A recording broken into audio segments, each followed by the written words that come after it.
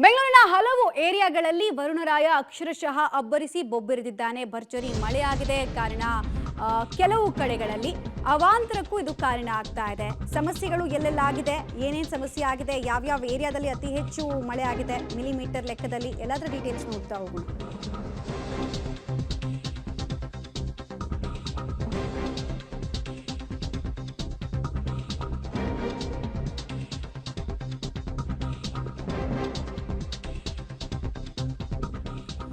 ಬೆಂಗಳೂರಿನ ಹಲವು ಏರಿಯಾಗಳಲ್ಲಿ ವರುಣಾರ್ಭಟ ಕಂಡು ಬಂತು. ಇವತ್ತು ಕೂಡ ಮಳೆಯ ಆರ್ಭಟಕ್ಕೆ ವಾಹನ ಸವಾರರು ಅಕ್ಷರಶಃ ಹೈರಾಣಾಗಿ ಹೋದ್ರು.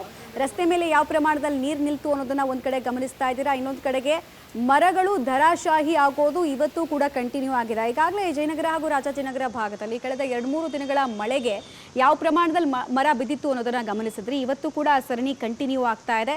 ಇದರ ಪರಿಣಾಮ ಹಲವು ಕಡೆ ವಿದ್ಯುತ್ ವ್ಯತ್ಯಯಗಳು ಕೂಡ ಆದವು. ಆಮೇಲೆ ಆಶ್ರಯವನ್ನ ಬಯಸಿ ಕೆಲವರೆಲ್ಲ ಅಂಡರ್ಪಾಸ್ ನಲ್ಲಿ ನಿಂತ್ಕೊಳ್ಳೋದಕ್ಕೆ ಟ್ರೈ ಮಾಡೋರು. ಕೆಲವು ಅಂಡರ್ಪಾಸ್ಗಳು ನೋಡ್ತಾ ಇದ್ದ ಹಾಗೆ ನೀರಿನಿಂದ ಆವೃತ ಆಗಿತ್ತು. ಕೃತಕ ನೆರೆಯ ವಾತಾವರಣ ಅಲ್ಲಲ್ಲಿ ಕಂಡು ಬಂದಿದ್ದು ಕೂಡ ಸರ್ವೇ ಸಾಮಾನ್ಯವಾಗಿ ಕಾಣಿಸ್ತಾ ಇತ್ತು. ಇವತ್ತು ಕೂಡ ಸಂಜೆ ಮಳೆ ಆಗಿದ್ರಿಂದ ಆಲ್ಮೋಸ್ಟ್ 2-3 ಗಂಟೆ ಮಳೆ ಆಗಿದ್ರಿಂದ ಆಫೀಸಿಂದ ಮನೆಗೆ ಹೊರಟವರು ಅಥವಾ ಬೇರೆ ಬೇರೆ ಕೆಲಸಗಳ ನಿಮಿತ್ತ ಮನೆಯಿಂದ ಆಚೆ ಇದ್ದವರು ಮನೆ ತಲುಪಬೇಕಾದ್ರೆ ಹರಸಾಹಸವನ್ನ ಪಡಬೇಕಾಯಿತು.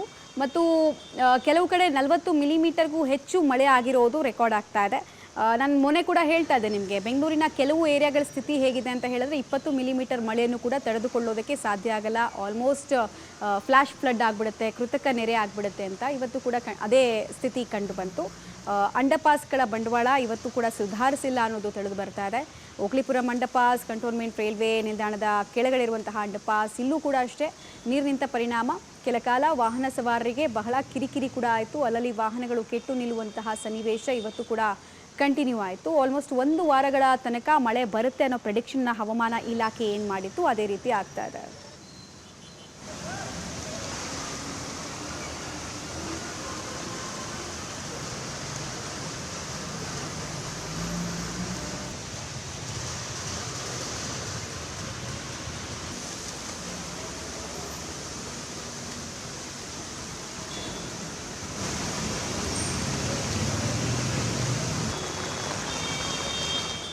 ನೆಲಮಂಗಲದಲ್ಲೂ ಅಷ್ಟೇ ಇದೇ ಪರಿಸ್ಥಿತಿ ಇತ್ತು. ರಾಷ್ಟ್ರೀಯ ಹೆದ್ದಾರಿಯಲ್ಲಿ ಮಳೆ ನೀರು ನಿಂತ ಪರಿಣಾಮ, ಅಂದರೆ ನೀರು ಸರಾಗವಾಗಿ ಹೋಗೋದಕ್ಕೆ ಜಾಗ ಇಲ್ಲದೆ ನೀರು ಸರಾಗವಾಗಿ ಹೋಗುವಂತಹ ಜಾಗದಲ್ಲೆಲ್ಲ ಕಸ ಕಡ್ಡಿ ತುಂಬಿದ್ರಿಂದ ಕೃತಕ ನೆರೆ ಇಲ್ಲೂ ಕೂಡ ಸೃಷ್ಟಿಯಾಯಿತು. ಪರಿಣಾಮ ಹಲವು ಅಡಿಗಳ ನೀರು ನಿಂತು ಸ್ಲೋ ಮೂವಿಂಗ್ ಟ್ರಾಫಿಕ್ ಅಲ್ಲಲ್ಲಿ ಕಂಡು ಬಂದರು. ಕಿಲೋಮೀಟರ್ ಗಟ್ಟಲೆ ಟ್ರಾಫಿಕ್ ಜಾಮ್ನ ವಾತಾವರಣ ಕೂಡ ಕಂಡು ಬಂತು. ಬಿಕಾಸ್ ಬೇರೆ ಜಿಲ್ಲೆಗಳಿಗೆ ಕನೆಕ್ಟಿವ್ ಮಾಡುವಂತಹ ಬಹಳ ಇಂಪಾರ್ಟೆಂಟ್ ರಾಷ್ಟ್ರೀಯ ಹೆದ್ದಾರಿ ಕೂಡ ಆಗಿರೋದ್ರಿಂದ ಜನಕ್ಕೆ ಸಮಸ್ಯೆ ಕೆಲ ಕಾಲ ಆಯಿತು. ತಾತ್ಕಾಲಿಕ ಸಮಸ್ಯೆಯಿಂದ ಜನ ವರುಣರಾಯನಿಗೆ ಹಿಡಿಶಾಪವನ್ನು ಕೂಡ ಹಾಕಿದ್ರು. ಇಲ್ಲೂ ಕೂಡ ಅಷ್ಟೇ ವೆಹಿಕಲ್ಗಳು ಕೆಟ್ಟು ನಿಲ್ತಾ ಇದ್ದಿದ್ದು ಕಂಡು ಬಂತು. ಇನ್ನೊಂದು ಕಡೆಗೆ ಡ್ಯಾಮೇಜ್ ಯಾವ ಪ್ರಮಾಣದಲ್ಲಿ ಕಾರ್ಗಳಿಗಾಗಿದೆ, ಕಂಬ ಬಿದ್ದು ಅನ್ನೋದನ್ನು ನೋಡ್ತಾ ಇದ್ದೀರಾ. ಈ ಪರಿಸ್ಥಿತಿ ಬೆಂಗಳೂರಿನ ಬಹುತೇಕ ಕಡೆ ಕಳೆದ 3-4 ದಿನಗಳಿಂದ ಕಂಡು ಬರ್ತಾ ಇದೆ. ಮಳೆ ಬಂದರೆ ಯಾವ ಕರೆಂಟ್ ಕಂಬ ಅಥವಾ ಯಾವ ಮರ ಬೀಳುತ್ತೋ, ಪಾರ್ಕಿಂಗ್ ಸುರಕ್ಷಿತನ ಅಸುರಕ್ಷಿತನ ಆಚೆ ಮಾಡೋದು, ಈ ಪ್ರಶ್ನೆ ಮತ್ತೆ ಮತ್ತೆ ಉದ್ಭವಿಸೋ ರೀತಿ ಆಗಿದೆ. ವಾಹನದ ಮಾಲೀಕರಿಗೂ ಕೂಡ ಸಮಸ್ಯೆ ಆಗಿದೆ, ಇಮೆನ್ಸ್ ಡ್ಯಾಮೇಜ್. ಇನ್ನೊಂದು ಕಡೆಗೆ BBMPಯ ಅರಣ್ಯ ಇಲಾಖೆ ಸಿಬ್ಬಂದಿಗಳಿದ್ದಾರಲ್ಲ, ಅವ್ರಿಗಂತೂ ಲಾಸ್ಟ್ 3 ಡೇಸಿಂದ ಕೂಡ ನಿರಂತರವಾಗಿ ವರ್ಕ್ ಪ್ರೆಷರ್ ಜಾಸ್ತಿ ಆಗ್ತಾ ಇದೆ. ಕಾರಣ ಅಲ್ಲಲ್ಲಿ ಮರಗಳು ಧರಾಶಾಹಿ ಆಗ್ತಿರೋದು. ಕೆಲವು ಕಡೆ 2-3 ದಿನ ಈ ಮರ ಬಿದ್ದಿರೋದನ್ನು ತೆರವು ಮಾಡದೆ ಕಂಪ್ಲೇಂಟನ್ನು ಕೂಡ ಸಾರ್ವಜನಿಕರು ಮಾಡ್ತಾ ಇದ್ದಿದ್ದು ಕಂಡು ಬಂತು. BBMP ಹೇಳ್ತಾ ಇದೆ ನಾವು ಮಳೆಗಾಲಕ್ಕೆ ರೆಡಿ ಇದ್ದೀವಿ ಅಂತ ಹೇಳಿ. ಬಟ್ ಯಾವಾಗಲೂ ಪ್ರೀ ಮಾನ್ಸೂನಲ್ಲಿ ಬರುವಂತಹ ಮಳೆ ಜೊತೆಗೆ ಅಕ್ಟೋಬರ್ನಲ್ಲಿ ಬರುವಂತಹ ಮಳೆ, ಇದೆರಡೂ ಕೂಡ ಬೆಂಗಳೂರಿಗೆ ಸಮಸ್ಯೆಯನ್ನು ತರ್ತಾನೆ ಇರುತ್ತೆ.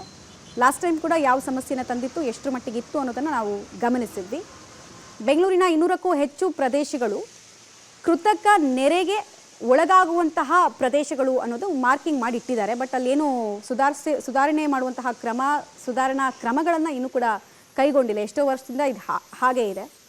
ಒಂದು ವೇಳೆ ಬೆಂಗಳೂರನ್ನು ಹೇಗೆ ಶೇಕ್ ಮಾಡುತ್ತೆ, ಎಷ್ಟೆಲ್ಲ ಅವಾಂತರಕ್ಕೆ ಕಾರಣ ಆಗುತ್ತೆ ಅನ್ನೋದಕ್ಕೆ ಒಂದಷ್ಟು ದೃಶ್ಯಾವಳಿಗಳು ಕೂಡ ಕಂಡು ಬಂತು. ಇನ್ನು ಕೆಲವರಿಗೆ ಮಳೆ ನಿರಂತರವಾಗಿ 3-4 ದಿನಗಳಿಂದ ಬರ್ತಾ ಇರೋದ್ರಿಂದ ಉಷ್ಣಾಂಶ ಕಡಿಮೆ ಆಯಿತು ಅನ್ನೋ ಒಂದು ರಿಲೀಫ್ ಇದೆ. ಆದರೆ ರಿಯಾಲಿಟಿಯಲ್ಲಿ ವಾಹನ ಸವಾರರಿಗೆ ಗೊತ್ತು ಎಷ್ಟು ಸಮಸ್ಯೆ ಇದೆ ಅಂತ. Okay fine. ಈಗೊಂದು ದೃಶ್ಯ ಕೂಡ ಲಭ್ಯ ಆಗ್ತಾ ಇದೆ. ಮೈಸೂರು ರೋಡ್ನಲ್ಲಿ ಟ್ರಾಫಿಕ್ ಜಾಮ್ನ ಪರಿಸ್ಥಿತಿ, ನೀರು ನಿಂತಿರೋ ಪರಿಸ್ಥಿತಿ ಹಾಗೂ ಟ್ರಾಫಿಕ್ ಪೊಲೀಸರೇ ಹೇಗೆ ಟ್ರಾಫಿಕ್ನ ಕ್ಲಿಯರ್ ಮಾಡೋದಕ್ಕೆ ಜೊತೆಗೆ ಸಾಧ್ಯ ಆದಷ್ಟು ನೀರನ್ನು ಸರಾಗವಾಗಿ ಹೋಗೋ ನಿಟ್ಟಿನಲ್ಲಿ ಕ್ರಮಗಳನ್ನು ಕೈಗೊಳ್ಳೋದಕ್ಕೆ, ತಾತ್ಕಾಲಿಕ ಕ್ರಮಗಳನ್ನು ಕೈಗೊಳ್ಳೋದಕ್ಕೆ ಮುಂದಾಗ್ತಾ ಇದ್ದಾರೆ.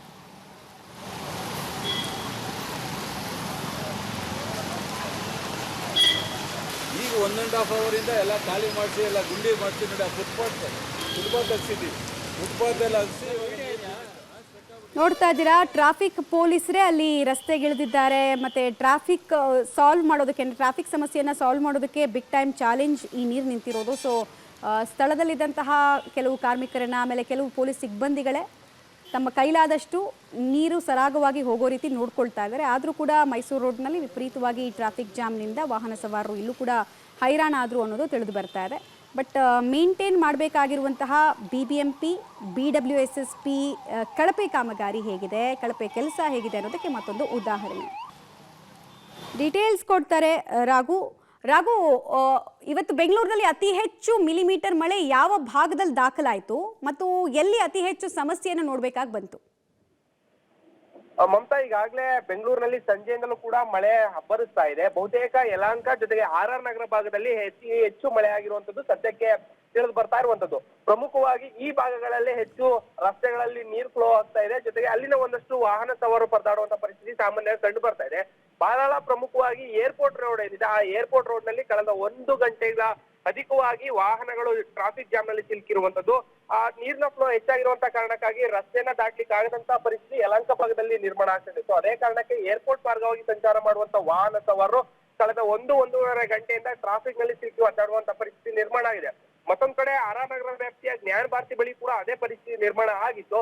ಕಂಪ್ಲೀಟ್ ಆಗಿ ರಸ್ತೆ ನೀರು ನಿಂತಿದಂತ ಕಾರಣಕ್ಕಾಗಿ ಮೈಸೂರು ರಸ್ತೆ ಏನಿದೆ ಅಲ್ಲೂ ಕೂಡ ಸಾಕಷ್ಟು ಗಂಟೆ 1-1.5 ಗಂಟೆಗಳ ಕಾಲ ಟ್ರಾಫಿಕ್ ಜಾಮ್ ಸಮಸ್ಯೆಯನ್ನು ಎದುರಿಸಬೇಕಾದಂತ ಪರಿಸ್ಥಿತಿ ನಿರ್ಮಾಣ ಆಗಿತ್ತು. ಬಟ್ ಆದ್ರೆ ಜ್ಞಾನ ಭಾರತಿ ಭಾಗದಲ್ಲಿ ಈಗ ಸದ್ಯಕ್ಕೆ ಅದನ್ನ ತಿಳಿ ಮಾಡುವಂತ ಪರಿಸ್ಥಿತಿಗಳಾಗ್ತಾ ಇದೆ. ಒಂದಷ್ಟು ಅಲ್ಲಿದ್ದಂತ ನೀರೇನಿತ್ತು ಅದನ್ನ ತೆರವು ಮಾಡುವಂತ ಕೆಲಸಗಳ ಆಗಿದೆ. ಬಟ್ ಆದ್ರೆ ಯಲಹಂಕ ಭಾಗದಲ್ಲಿ ಇನ್ನೂ ಕೂಡ ಹೆಚ್ಚಾಗಿರುವಂತ ಕಾರಣಕ್ಕಾಗಿ ಟ್ರಾಫಿಕ್ ಜಾಮ್ ಸಮಸ್ಯೆ ಮುಂದುವರೆದಿದೆ. ಬಟ್ ಅಲ್ಲೂ ಕೂಡ ನೀರನ್ನ ತೆರವು ಮಾಡುವಂತ ಕೆಲಸಗಳಾಗ್ತಾ ಇದೆ. ಜೊತೆಗೆ ಈ ಮುಂದಿನ 3 ಗಂಟೆಗಳ ಕಾಲ ಬೆಂಗಳೂರು ಸೇರಿದಂತೆ ರಾಜ್ಯದ ಪ್ರಮುಖ 8 ಜಿಲ್ಲೆಗಳಲ್ಲಿ ಹೆಚ್ಚಾಗಿ ಮಳೆ ಆಗ್ಬೋದು ಅನ್ನುವಂತ ಒಂದಷ್ಟು ಮಾಹಿತಿ ಇರುವಂತ ಕಾರಣಕ್ಕಾಗಿ ಬೆಂಗಳೂರಿನಲ್ಲಿ ಇನ್ನೂ ಒಂದಷ್ಟು ಎಚ್ಚರಿಕೆಯನ್ನು ವಹಿಸಬೇಕಾದಂತ ಅಗತ್ಯತೆ ಇದೆ. ಮಮತಾ, ರೈಟ್, ಧನ್ಯವಾದ ರಾಘು ತಮ್ಮೆಲ್ಲ ಮಾಹಿತಿಗಾಗಿ. ಮುಂದಿನ 3 ಗಂಟೆಗಳ ಕಾಲ ಇನ್ನೂ ಮಳೆ ಆಗುತ್ತೆ ಅನ್ನೋ ಪ್ರೆಡಿಕ್ಷನ್ ಅನ್ನ ಹವಾಮಾನ ಇಲಾಖೆ ಮಾಡ್ತಾ ಇದೆ.